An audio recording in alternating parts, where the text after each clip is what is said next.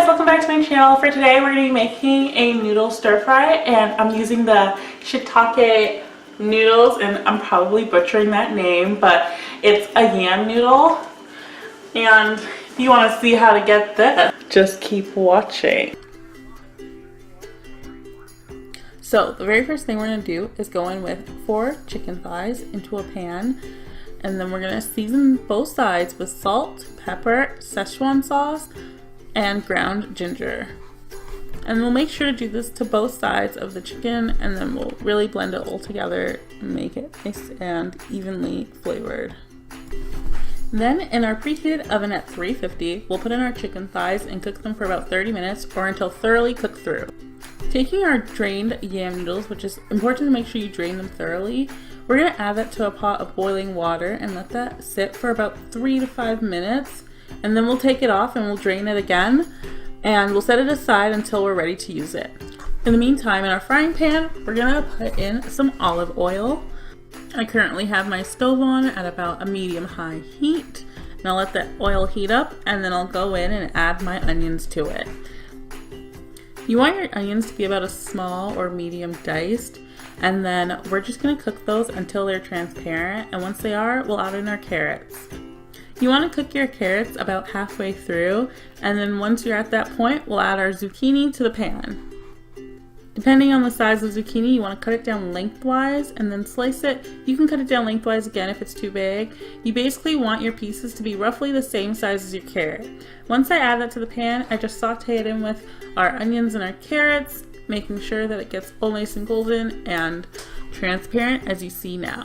It was at this point that I added about a tablespoon or 2 of the hot boiling water that we had for our noodles to the pan, and this just helped create steam to help it cook through even more, and I just want it to get nice and golden and tender to the bite.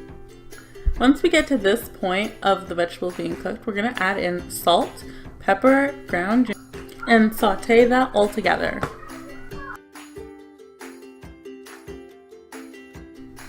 Our noodles at this point are draining, so I have that pot free, so I'm just going to put the vegetables in there and set them aside until we're ready to use them again.